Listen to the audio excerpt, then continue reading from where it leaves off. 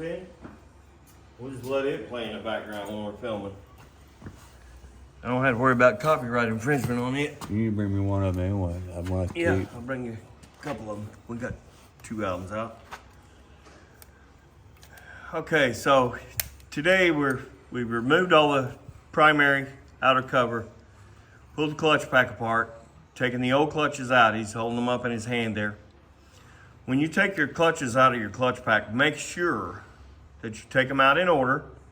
We usually pull them out, lay them down on their face, the old ones, in order. That way, if we need to go back and check order when we're installing the new clutch pack, we can.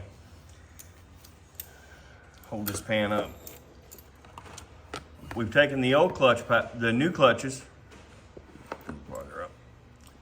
and we've soaked them in oil just so we don't get a dry start. You can put them in dry, but the clutches are going to grab till they get oil in them. You might put some excessive wear on them right up front. So we just soak them in oil a little bit. They don't have to soak very long, just get them coated. Now these are in the same order as the old clutch pack, so we're putting them back in reverse order. I know we didn't film the taking this apart, but as we put it back together, it's just the reverse of taking it apart. It's a pretty simple process.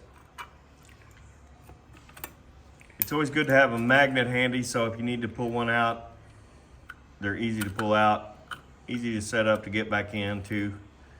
The magnet will stick to the clutch discs as well, because they are a metal disc with the fiber outside. So small magnet like that, if you just circular roll that around the clutch disc to pull it out, keeps them from binding and having to fight with them to get them out.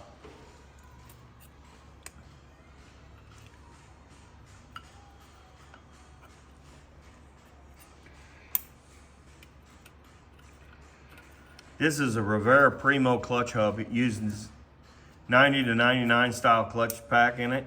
I believe Rivera's out of business now, but you can still get clutch packs from, hold on a minute.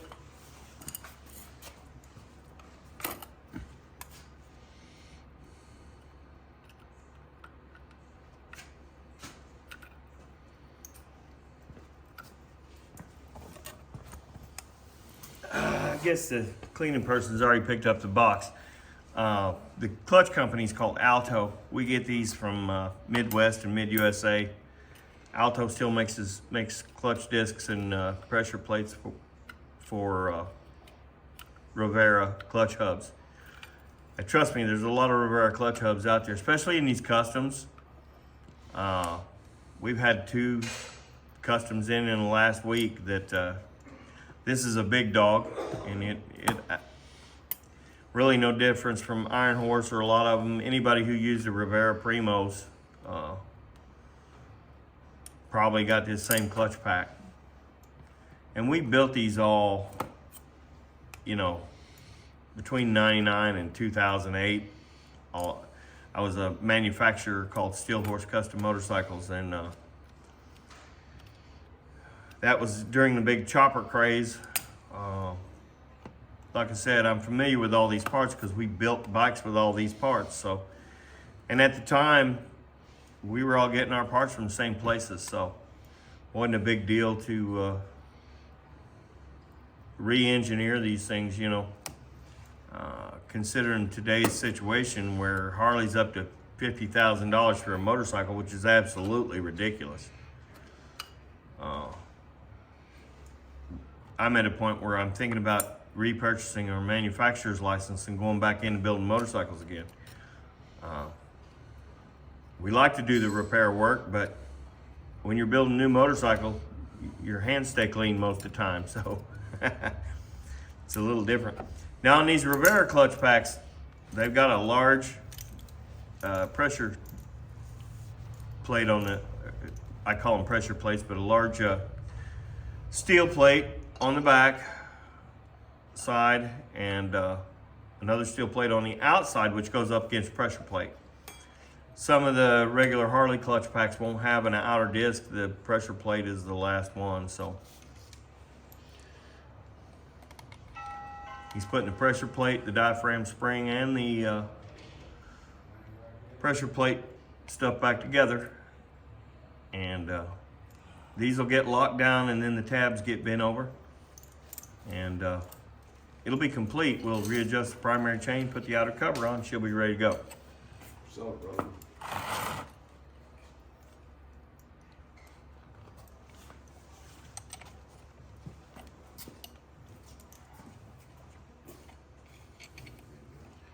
Yeah.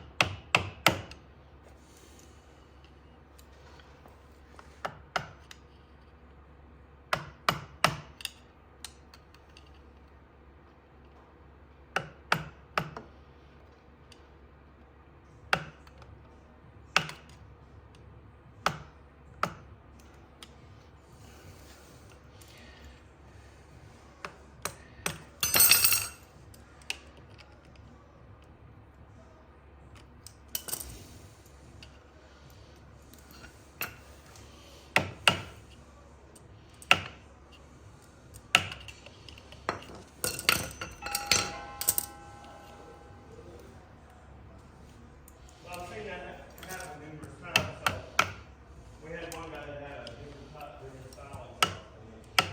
And broke the head.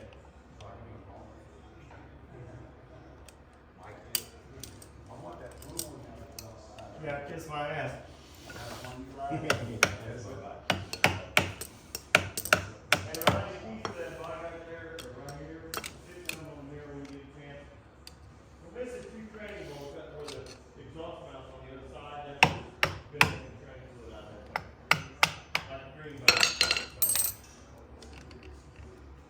Yep. So. Yeah, at least don't have to worry about the primary. We'll check primary fluid what we got in. Just make sure nothing else coming out of there.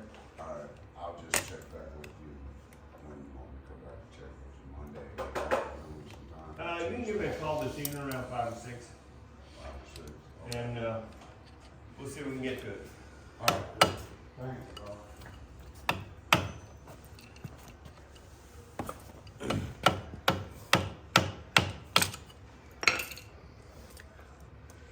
So there's the clutch pack that we put in, Alto Products Core. As far as I know, there may be somebody else making those clutch packs for Rivera Primo clutch hubs, but I think this is these are good clutches here. And look at that, look at that, made in the USA. This may be the only part I've got in the last 6 months that wasn't made in freaking China or Taiwan. Hey, I've got a question for you. This on here? I want to make it easier when we put it back together. Maybe they use the plate that's part of the corner. Yeah.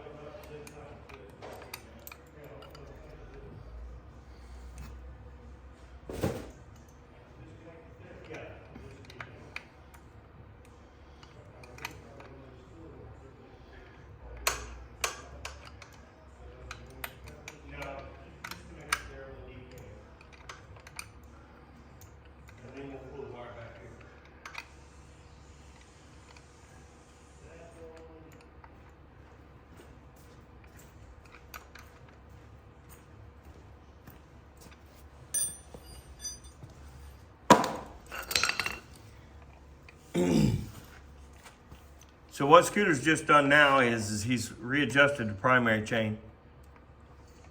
We're bending the tabs over on the primary.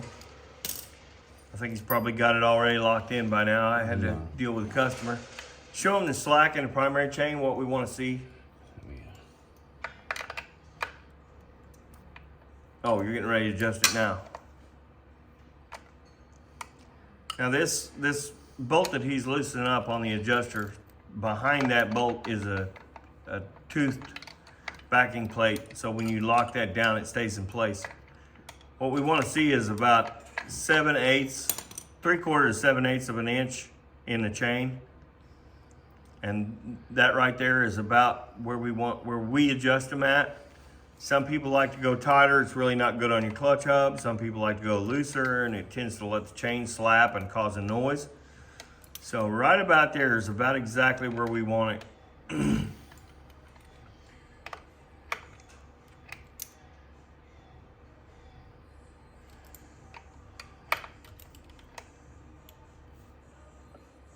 Maybe up one tooth from there.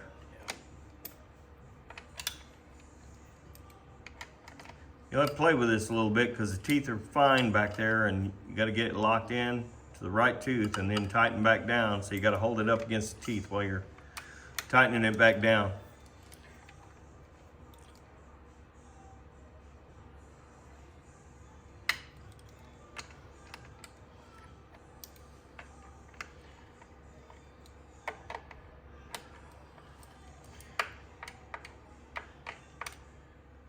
Did you have a new gasket? Scooter's installing the gasket now, where there'll be a couple of guide pins on that inner primary where you can kind of let the gasket hang. Double check everything. Now we're bending the tabs back on the flats for the clutch hub.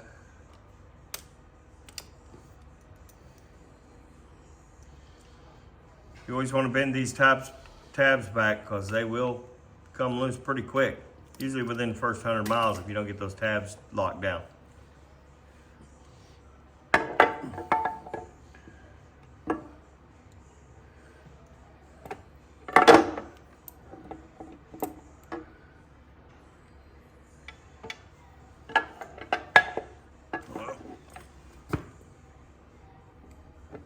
Nope.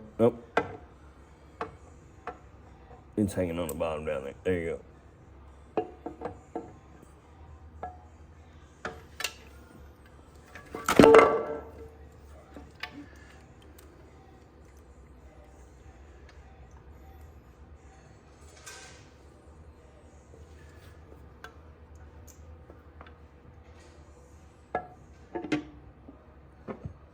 Now, carefully check underneath and make sure that gasket didn't sag along the bottom side there. It did, but I got it.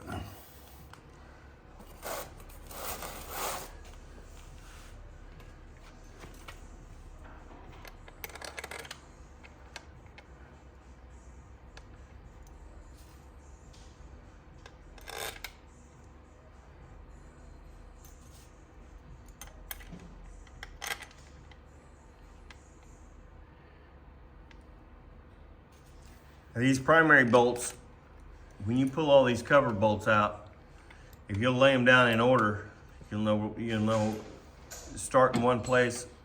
Make sure you go all the way back to the beginning, and you're off that guide pin up front. Where's that rack? 3/16. Ryan, take it.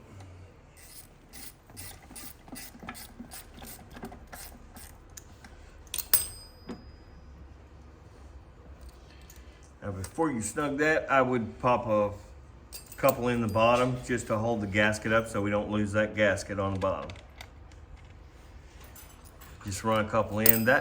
What that does is keep that gasket from popping out while you're not paying attention and trying to get everything tightened up, and you realize you missed it. The bottom gasket's sagged out down there, and it'll dump as much oil on the floor faster than you can put it in if you do that. So.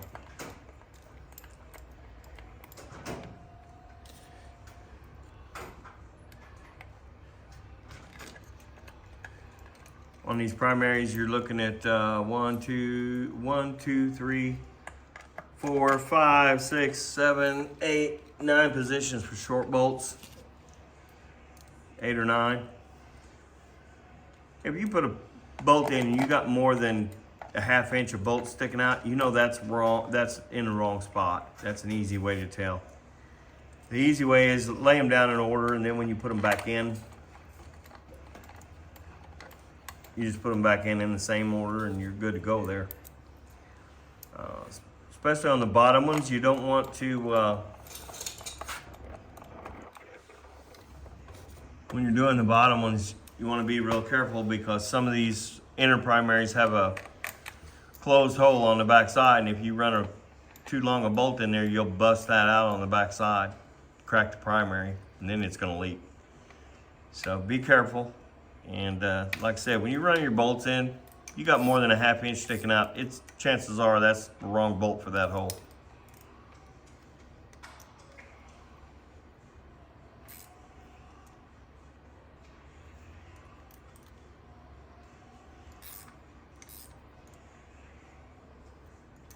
And if you've not done this before,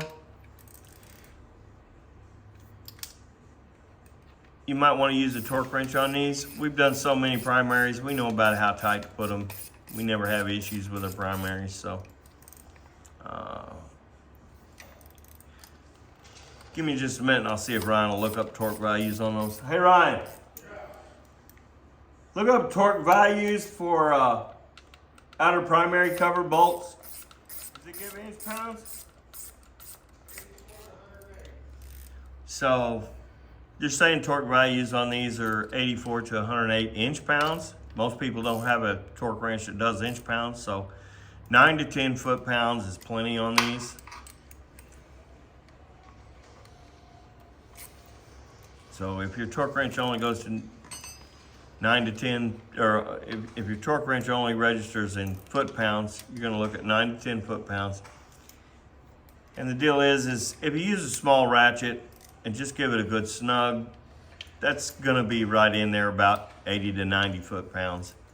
And you definitely do not want to over tighten these, because if you strip that inner primary, that's gonna be an expensive fix. That inner primary's aftermarket, it's probably somewhere in the neighborhood of $300 to $400. So you don't want to have to go through that mess. And you really don't want to helicoil these, because once you get a primary that's leaking, it's going to leak until you fix it. So we got to pull this inspection cover off and get a quart of oil and wipe it down, and we'll be finished.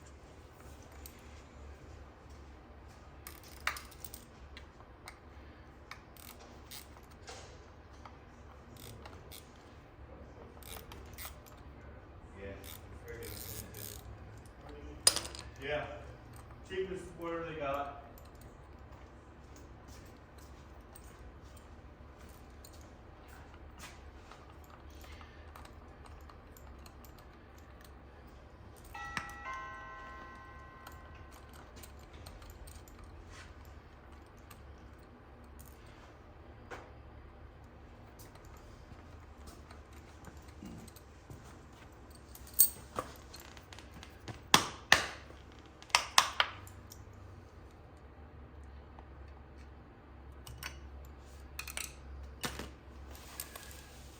Okay, so we're getting ready to put primary in. We use AMSoil 2050. This is not the synthetic. He didn't have synthetic in it. He didn't request synthetic back in it. So we use what we use. This AMSoil has some zinc in it, and it's good oil. There's also another oil brand that we use, and that's Ultima from Midwest. They're full synthetic. I really like it. And the good thing about that oil is it's blue. So if you pull a primary part, you got blue oil, you know it's Ultima full synthetic, and we know what to put back in it so that nothing gets changed, you know.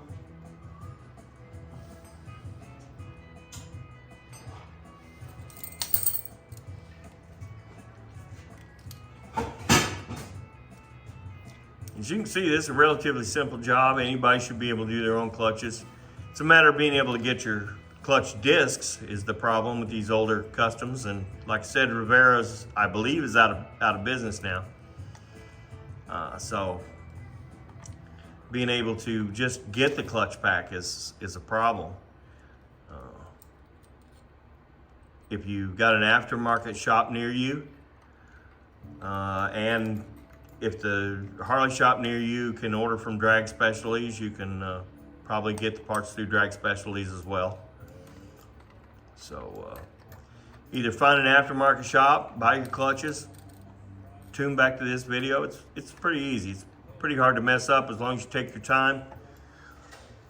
As you take everything apart, make sure you put it back together in the reverse order and you should be good to go. And there again, these same bolts on this inspection cover, put your new gasket in, and I would say, 80 to 90 inch-pounds, or probably 8 to 9 foot-pounds of torque on these, and you should be good to go with those as well.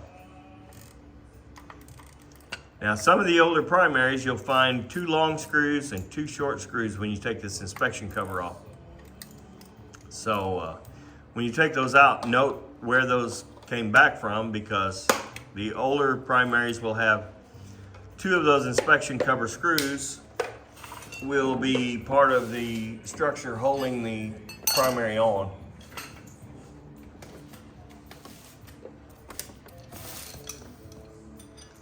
And Fire up for a ride. we're gonna wipe her down, start up, give it a test ride, make sure she's running good, make sure everything's good, and send her back to her home and pull the next one back. Remember, everybody, like and subscribe, please. It helps the channel. We're a new channel. I've been in the industry a long time, and we're trying to build things back up now that we're all back home. And I've been on the road touring as a touring musician for the last 8 years, so it's been a while since I've been in the motorcycle industry, but nothing's changed. We're busier than we can ever be. Everybody have a good day, and thanks for coming to Iron Blackbird Cycles.